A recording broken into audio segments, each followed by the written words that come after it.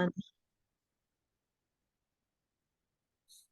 Hello, everyone. I just want to welcome you to have some coffee with me. My name's Linda, and I have my friend Cathy Ator with me. She's joining me this afternoon for our coffee break.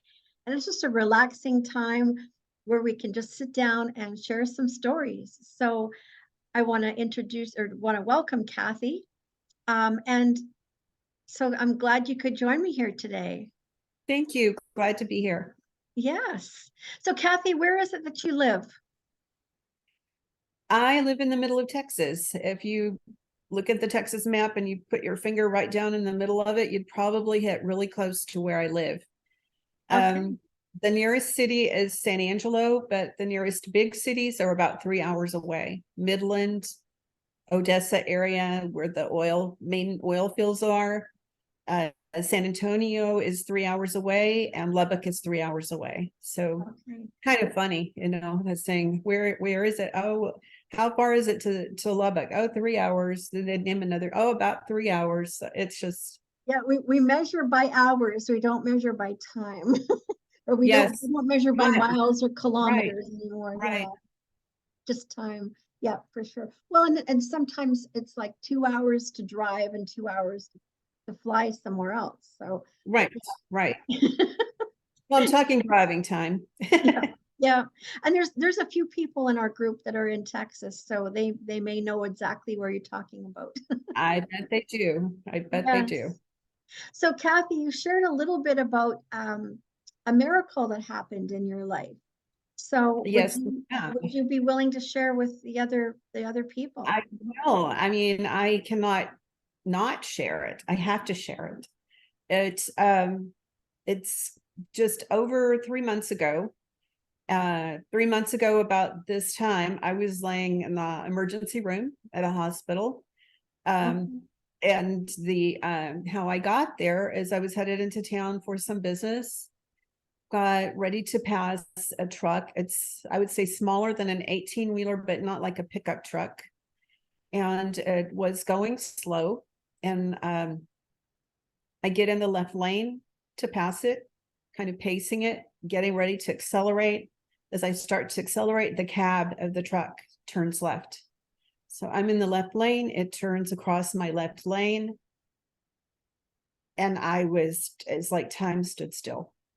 And He didn't I, see you at all then? pardon? Did he not see you at all? I don't think he looked for me. I don't think he looked, because I was not in a blind spot ever of that truck. He didn't signal. He didn't brake.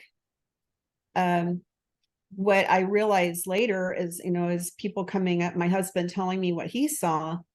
This is a time of the season where people are harvesting cotton, and part of the refuge of that cotton, where the cotton goes is held together, that's called a cotton burr. And so those cotton burrs are very fertile for replenishing the land. And so people will buy them and put it back on the land. And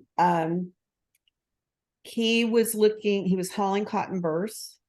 He was looking for his place of where he was supposed to drop them off, turn.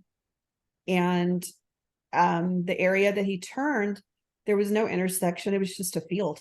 And so he was turning left toward that field to drop off the cotton burrs. Oh my So there God. was, where you don't pass in an intersection, or, where you expect somebody might be turning or something going through. So there was no indication to me that he was doing that. He told the police officer, yes, that he had signaled, but he did not signal.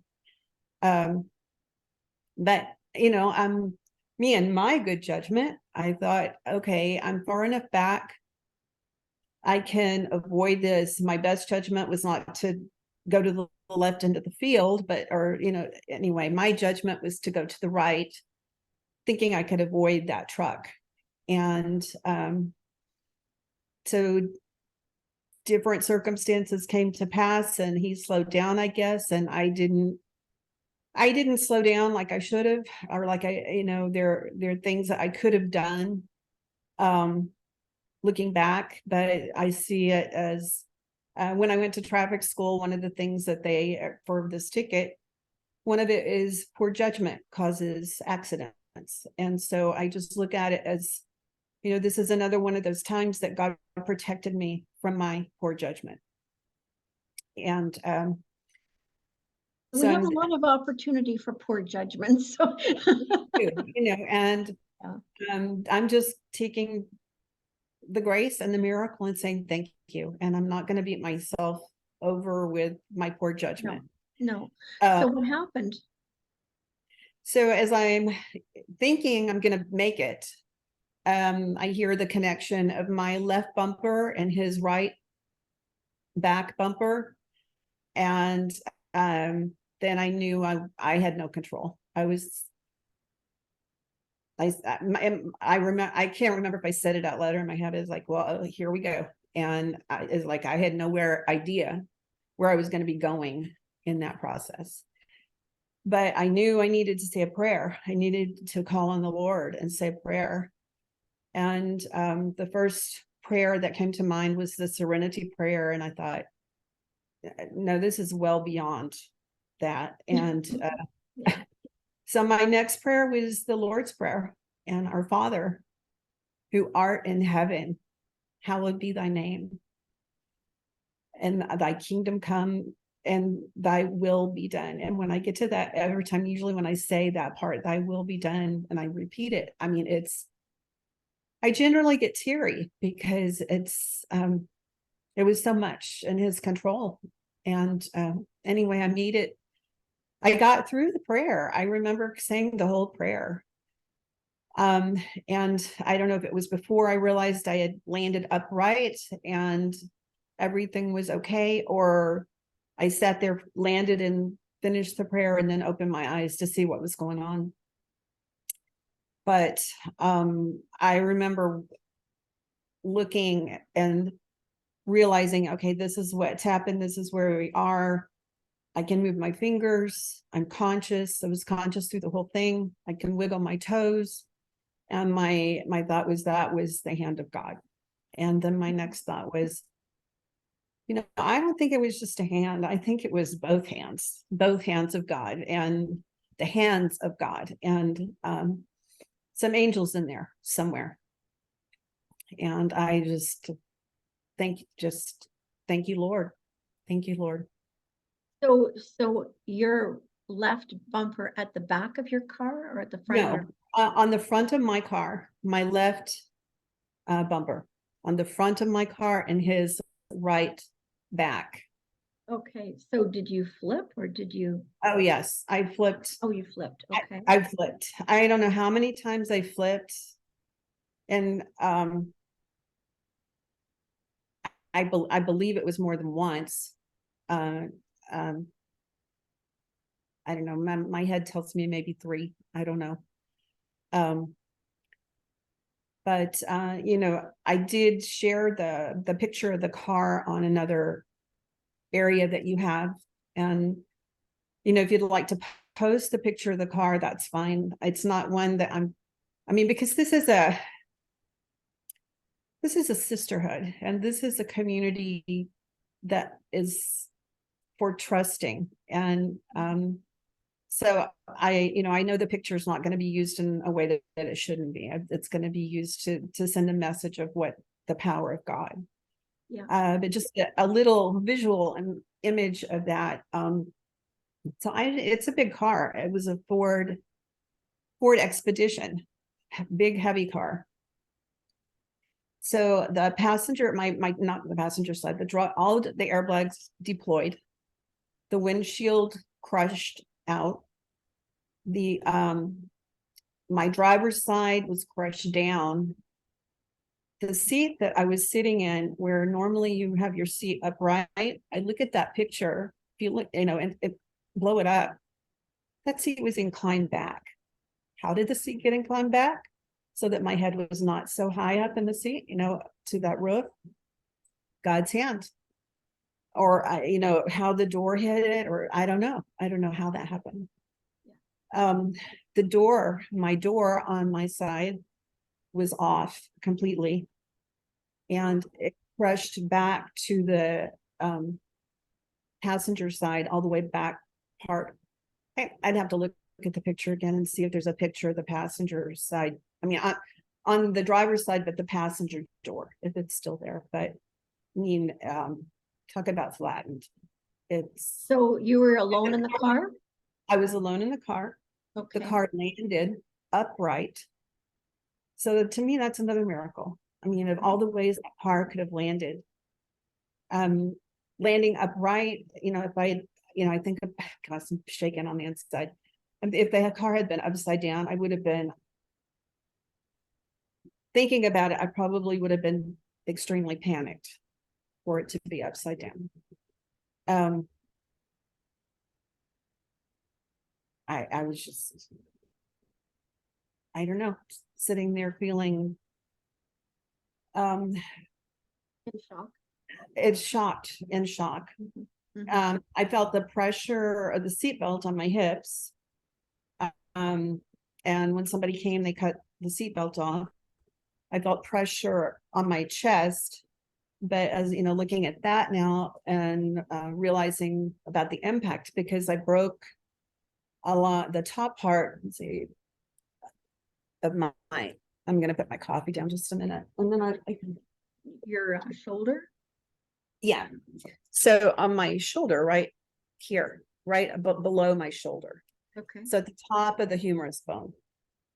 And it was completely broken apart. It didn't go through the skin, but it was broken. But the impact, realizing that there was, pressure from here going over to my chest, to the upper ribs. And so that's why my chest hurt. The seatbelt protected you. Pardon? The seatbelt protected you. Oh, yeah. Yes. Yeah. So I had that injury on my arm and a little kind of a slit crack on my T1 vertebrae. So I was in a neck brace for 10 weeks and my neck is fine. After I got out of the neck brace, they gave me permission to drive again, and I started driving again. Were you nervous driving? Oh, well, it's let me tell another part of the story about this accident. Yeah, yeah. Our preacher came up on it pretty quick. He was going out to the country church that we go to, and he came up on it, and so he was there, and that was a comfort to know that he was there and praying. That's And he, really interesting that while you were in the process of still being in your accident, that your pastor would show up. exactly. Yeah. And this is another part of that as well. He had, Yeah. he said he never went out that late, but things happened to keep him from going out at his normal time. Yeah. And he said when he came up on the accident, he expected to see, he realized it was my car. He expected me to be dead. He said, looking at the car, my head could have been severed off. So I how can I not tell this story? I have to tell this story. I have to tell it. It's just such a witness to the awesomeness and power and protection of my Lord. Oh, yes. So was there people that stopped immediately? They were there pretty quick. I mean, I'm saying maybe there might have been 5 minutes between the accident happening and people actually coming and talking to me. The driver of the truck, he did come, I believe it was the driver. He came over and he was calling 911, but he never came over to me. But people, and the place where it happened, there's like a meat processing plant pretty close to that. Found out later that they have a fireman on duty all the time. So I don't know if he was the first one, I mean, it was close enough they couldn't help but hear the accident and somebody see it. So there was somebody there, talking to me and directing me. And I felt I had some glass in my mouth. I asked for water. They were afraid I was going to swallow. I said, I'm not swallowing. I just want to clear my mouth out. And I had felt grit in my eyes. And after I felt that, then I just kept my eyes closed until a doctor could check me. And other people came, they had a towel. Somebody saw the blood, had a towel on their car. They wrapped my arm, put that over my arm for the bleeding area on my elbow. So that was my another injury, is I had stitches on my elbow. And my chiropractor was surprised my elbow wasn't broken. Our friends our friend whose husband had been a EMT person for like 30 years, and he saw the car. He said, well, is their pelvis broken? Is their back broken, or her legs broken? And no, none of that. Wow. So when you rolled, did you feel like you were in a washing machine? Probably. Yes. And and realizing that the chiropractor had talked about that, that it wasn't just that, because I was visualizing for myself later, just the physical arm injury and the neck injury. And he was talking about how just my whole body had been shaken. Yep. And all of with that. Yep. Wow. So then the ambulance came, and then you realized that you're going to be okay. And well, I believed I was going to be okay from the time that I realized that God's hands had been on me, and that I was going to be okay. I just didn't know what all the injuries were, but I truly believed I was going to be okay. My husband, when he came up later, I mean, he could see that I was talking, but he said, yeah, I'm just shaking on the inside. He was saying that there's so many times that things look okay, but then you're in the ambulance and you get to the hospital and it's not, yeah. So, but everybody was very nice. Did he meet you at the hospital? Pardon? Did your husband meet you at the hospital? He was there, yes. My pastor, his name is David, he drove Bill to the hospital. And so we left and then the location where it was, there was another church member that lived pretty close to that. So David left his car at her house, drove Bill to the hospital, and then he called another church member to come and get him from the hospital. Yeah. So how long did So, you have to stay in hospital? One night. Really? One night. And that's it. And I'm, it was really funny because the guy in the ambulance, he said, well, do you want us to take you to the hospital? I said, well, where else would I go? And he said, well, you'd be surprised. Some people want to go home. They don't want to go to the hospital. And I thought, okay, but I do. I want to go to, I know I need to go to the hospital and get these things, at least my eyes cleaned out. So I didn't have to have a cast on my arm. My arm was really scraped very badly. When I would touch it, to me, it felt like it was glass on it, but it wasn't. It was just so much scabbing that had happened. And, I don't remember what they gave me for pain, but I was never in the kind of pain that I would have expected. Yeah. So that really does sound so miraculous. Yes. Just how, like you said, your seat went back. And I mean, when we know we have guardian angels, I'm sure we keep them very busy. Yes. And that sounds like an obvious one. Yeah. Yeah. Yes. So, I don't know. Okay.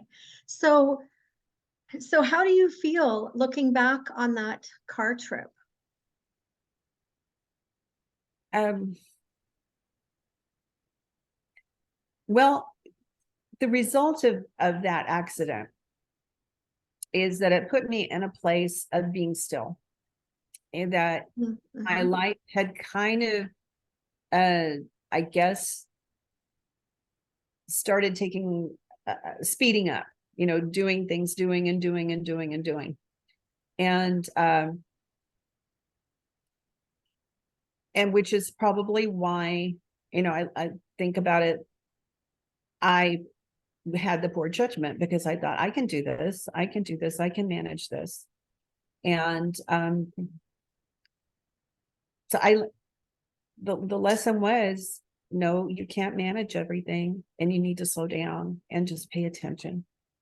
Let me speak to you. God saying, let me speak to you. And so that was my focus from the moment that I couldn't get up by myself. I couldn't do anything by myself. If I wanted to get up, somebody needed to be beside me to support me and help me get up. So it was being in Learning, a place of powerlessness learning that I to, had never experienced yeah, before. learn, Remembered. learning to be dependent again. Exactly. Yeah, that's hard. Exactly. That can And be really hard. then finding that dependence, realizing that it was God who protected me, and my dependence is on him, not Good. on not on my own devices. Yeah. Yeah. Yeah. And I thought, I always try, my husband and I, when we go, away from the house, we always tell each other bye and I love you. And um how important it is to remember people, the special people in your life. Yeah, when we are in a situation like that, we do remember the last conversation we had, or I know I was in a it wasn't a car accident, but it was in winter time, and I was it was out in a one of these side highways. So it wasn't a main highway. It was like probably it wasn't even a secondary it must have been a secondary highway, but there was nobody around. It was about midnight. I was driving my daughter to a different town, and we hit ice and just went. There was no ditch, luckily, but we went so far into this field. um and I remember she just screamed out, Jesus, just like we were way out. We were probably, I'd say,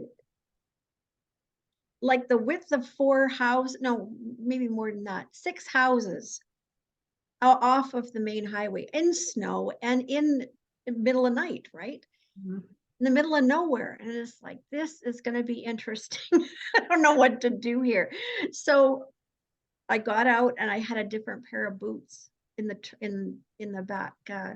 back of the vehicle. So I put my boots on, and literally within about 5 minutes, there must have been three trucks showed up. Now, I don't know if there was an event around the corner somewhere that just ended. I have no idea. But these guys showed up, and it's like, well, do you need some help? Yep. Okay, well, we'll be right back, he said. So he came back. This is when he came back with his friends and this great big long chain, and dragged us onto the street. And like, there was this guy and his dad said that him and his wife had a bed and breakfast if we wanted to stay there and wait and travel in the morning. I was like, what's the chances of that happening? Just Right. in the middle of nowhere, middle of night, and Mhm. not just getting help, but getting offer to stay the night. Like, God Right. is good. He knows exactly what we need. Yes. Yes. Yes, ma'am. It's pretty, it's what these events and these events that happen um, just reveal his goodness and how he is there, and he knows stuff's going to happen. You know, like you said, your pastor showed up afterwards, so he did hold him back so that he'd Yes. be there And, to comfort you when you needed it. well, and my husband to be there for him when he came up. Yes, Yes, yes, to be there for that. What was I was when you were talking about God knowing this was going to happen. That was another thing that came to mind after. God yeah, knew this was, I mean, he knew when I left the house this was going to happen. He knew, it was going to happen. And he was ready. He was there for me. Yeah. yeah, Yeah. yeah. It's pretty amazing when we put all the puzzle pieces together Mhm. of just yeah, he does. He looks after us. Yes. That's good. Many, So, many times I've had that in my life. And this was just another one, another one. One of the things I started doing, or I did, um, my first husband and I, he passed in 2007, but we went with a mission team to Chile. And one of the books that I read, I think it was Hind's Feet on High Places. oh, It, that was it, the first book I ever read when I and, became a Christian. Yes. and I think it was in that book about putting markers, making markers along the way of how God has been there. And I always think about that in the Old Testament, how they would make altars at different places to remember what God had done. And this is my latest marker. Yeah. Do you journal at all? I some I have journaled, and I do have those. I've written those markers down of what they were, and just to in those moments of fear, um that I can go back and say, he's been there. He's there. He's still here. He will always be here. Yeah. Yeah, and that's a good reminder for all of us just to record somehow, whether it's having a file, a document on our computer, Mhm. um, having a book that we've written in. I think that's actually more powerful because it's in our own handwriting, with the date in it. Um, Yes, and just to keep record of the miracles and the just the kindness and the answered prayers. exactly. The part about my first husband passing in 2007, there were things and looking back at that moment, I look back at things that happened and people that came into my life and the way that I um was do were would do things that prepared me to be single again. Okay. Okay. And well, when we had moved into a new house, and it was Christmas decoration time, and you just think, okay, well, I'm going to do all the lights up and all of this. But we didn't. I said, I want it to be so that I can do it myself. I don't have to put that burden on my husband who's working and he's got to do this or that. So it was just and the next year I was by myself, and I did have to do it by myself. And Wow. the Lord put us in a place where I ended up having some of the ladies at church said, "What can we do for you?" And I said, "I need a prayer group. I need a place where I can go, where I can cry and I can share." And that's what happened. And we were a very close group. So, you know, uh, things along the way prepare for what we're going to need in the Hmm. future. Yeah. Well, God does go before us. Mhm. Yeah. And as women, we do reach out to each other when we are in need, and just I think we're able to be vulnerable. Mhm. But that's the biggest that's one of the reasons for this group, just to make it a safe place to share stories and connect. So yeah, God is good and yep, faithful. yes, he is. So would you do you have any words of encouragement for people who are listening? Oh, wow. The encouragement is remember how God has helped you and he's been with you Yeah. and it continues to be with you and will not leave you alone in the darkest places where, you know, in my dark places of the the the recovering part and tears and overwhelming. I mean, the place where I went to with that was remembering that his spirit is there to intercede in prayer when I have no words. That even when Yes. we are speechless and we don't, that God's hand is in our life. And Some of the most powerful prayers are just tears. yeah, yes. They Thank you. really are. Yeah, I can see Yeah. that. Yeah. Well, thanks so much for sharing, Kathy. Just, You're welcome. just, just sharing of God's goodness and His, yeah. I mean, just hearing the stories of miracles, just increases our faith, and increases our, yeah, and just increases our faith, which we always need. Yes, You know, yes, we're either walking into some kind of a challenge, we're right in the middle of it, or we're coming out, but it's always always something. um, something. and when we do go in these challenges, it's growing through them, not necessarily going through them. we want Thank to you. we want to grow through them. Right. Exactly. Yeah, Thank you so very much. Well, thank you for letting me share my story. oh, it's my privilege. Thank you so much. And we'll see you again next week. Bye for All now. right. Bye-bye.